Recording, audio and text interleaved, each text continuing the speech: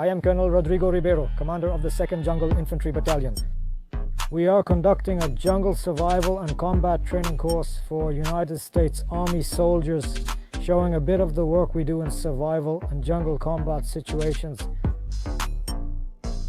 Of course, our troops are operational jungle combat troops, but survival training is important so that we can always have the jungle as our ally.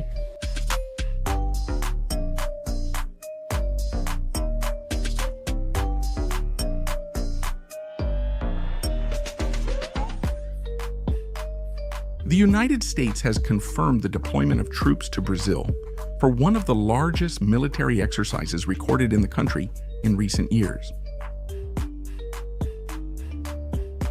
Even with the current Brazilian government's growing closeness to authoritarian regimes like China, Russia, and Iran, the Pentagon has decided to maintain its strategic commitment to the Brazilian armed forces.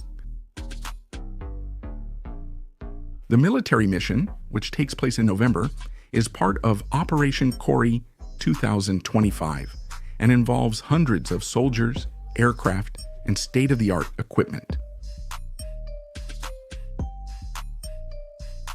The military action orchestrated by Donald Trump's government took sectors of Brazilian diplomacy by surprise, as they expected a distancing in relations between the armed forces of the two countries after the announcement of the tariff hike.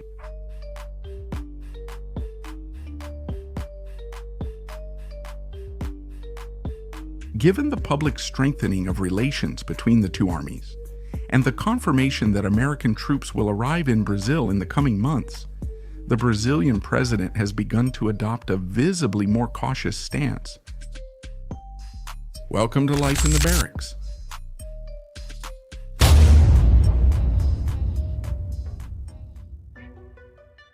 The Brazilian government, increasingly aligned with the rhetoric of rival powers to the United States, adopts an ambiguous stance in multilateral forums, frequently criticizing the American presence in South America.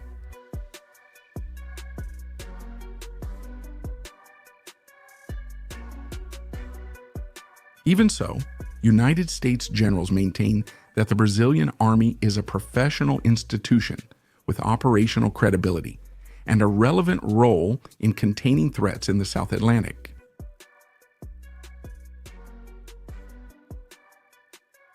Behind the scenes, what can be observed is an effort by the Trump administration's Department of Defense to preserve direct channels with the Brazilian military, ignoring political interference. For Washington, strengthening the technical bond with the commands of the national troops is a way to prevent Brazil from fully entering the Sino-Russian sphere of influence, which would alter the military balance throughout the entire southern hemisphere.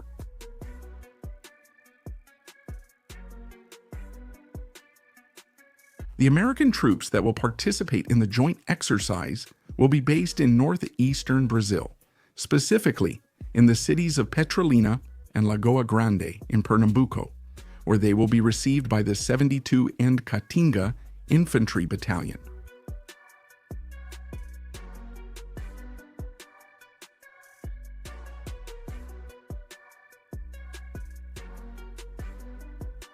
The Caatinga unit of the Brazilian Army is a reference in combat in hostile environments and leads operations in the semi-arid biome, one of the most challenging for ground operations.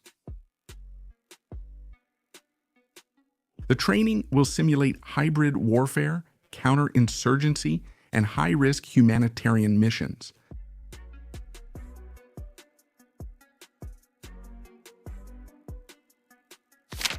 With drones, attack fighters, and state-of-the-art communication systems, the military from both countries will test joint capabilities in realistic environments.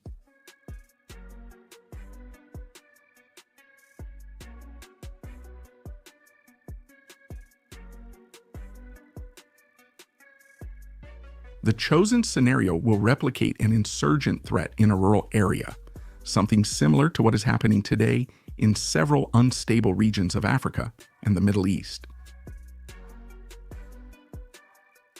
Brazilian diplomats expressed discomfort with the reaction to the confirmation that United States troops will continue to conduct military exercises with the Brazilian armed forces.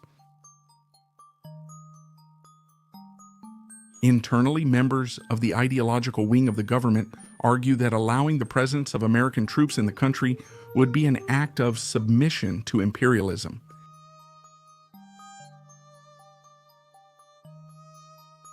However, the commanders of both armies disregarded the protests and prioritized the continuation of the historic partnership. Inside the barracks, Brazilian military personnel report that for months they have been preparing the logistics, from accommodations and weaponry to medical evacuation plans and the use of Black Hawk helicopters in support of the troops.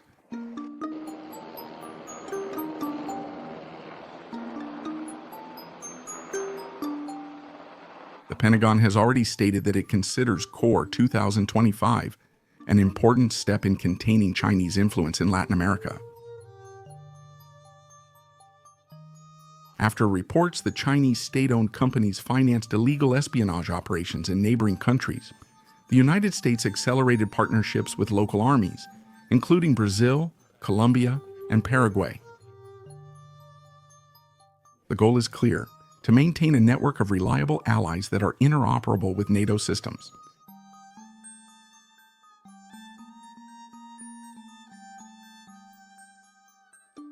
Within the Brazilian army, the debate about the country's strategic direction is growing. The technical wing of the armed forces is pushing for continued strategic alignment with Western doctrine, while the federal government insists on gestures of rapprochement with powers such as Russia, China, and Iran.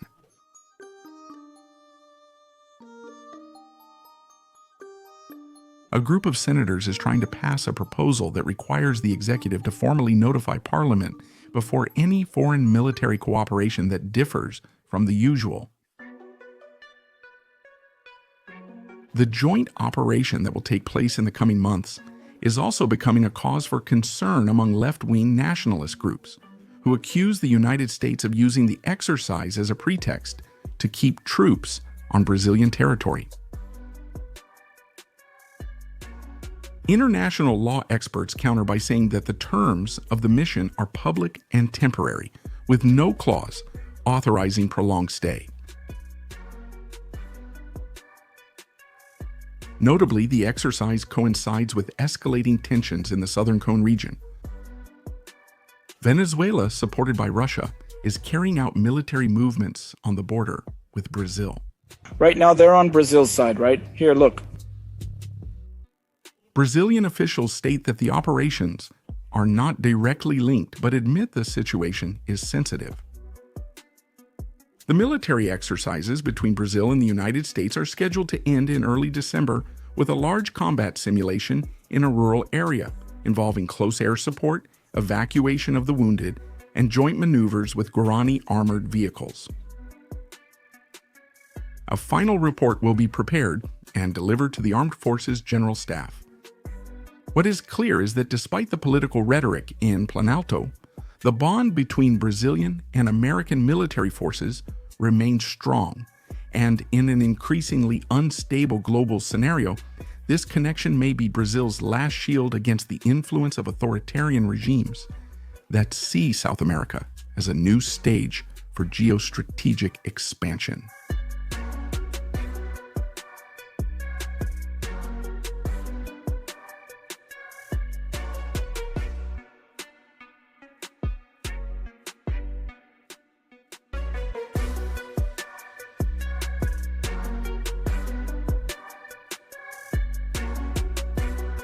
Life in the Barracks keeps you updated on all things military. Leave your like, subscribe, and watch one of the videos appearing on your screen.